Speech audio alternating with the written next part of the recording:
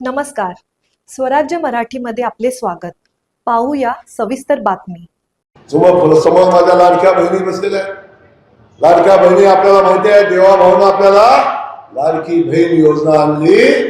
ती कुठल्या जाती पातीत नाही आणली, कुठल्या म्हणलं नाही आम्ही आता भारतीय जनता पक्षाची लाडक्या बहिणीची योजना आहे, आमचे कुठं जाणार नाही, या गल्लीत जाणार नाही, त्या मोहल्ल्यात जाणार नाही, या पेठेत जाणार नाही म्हटलं नाही. सगळ्या बहिणींना देवाभाऊनी लाडकी बहीण योजना आणली. ताई, आपला सक्का भाऊ सुद्धा राखी पौर्णिमेला गेला तर 100 रुपये ताटात टाकताना बायकोकडे बघतो आणि बायकोनं मान हलवली तर आपल्या ताटात टाकतो, पुन्हा खिशात घालतो. साडीचा तर विशेष मिटलाय. राखी पौर्णिमेला साडी आता तर मिळतच नाही. पण ताईनो लक्षात घ्या, आपला देवा भाऊ महिन्याला 1500 रुपये आमच्या बहिणीच्या खात्यामध्ये पाठवतो.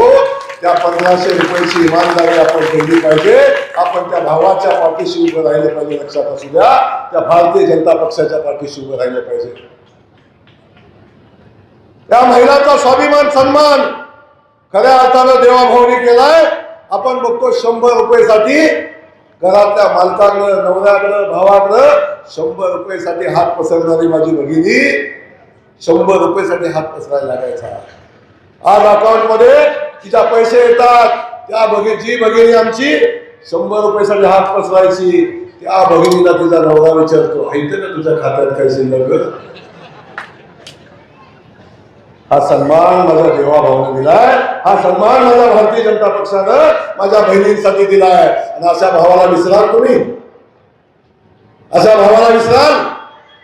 अरे उद्या देवाभाऊ नसले तर तुमच्या खात्याचे पैसे बंद होतील. त्याच्या बंगल्यामध्ये एवढा माल आला, ह्यो एवढा आले, तो एवढा आले.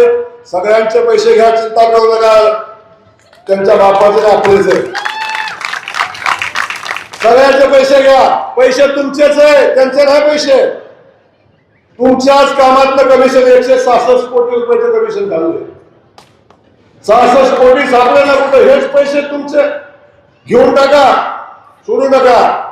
पण असल्याची पुन्हा मत नका देऊ. लक्षात ठेवा, अशाला मत नका देऊ. 2 तारखेला मतदान आहे आणि ह्या 2 तारखेला आपण जेव्हा मताला जाल, पैसा कुणाचाही घ्या, काय फरक पडत नाही.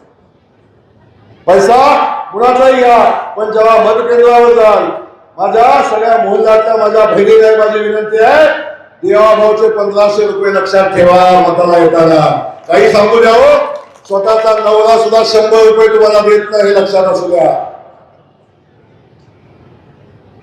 या सगळ्यांना माझी मनापासूनची विनंती आहे. अरे, जो आपल्या पाठीशी उभा राहतो, जो आपला सन्मान वाढवतो, जो आपला सन्मान करतो, अशा भारतीय जनता पक्षाच्या पाठीशी उभं राहा. स्वराज्य मराठी, बातमी नाही जबाबदारी. चॅनलला लाईक करा, शेअर करा आणि सबस्क्राईब करा.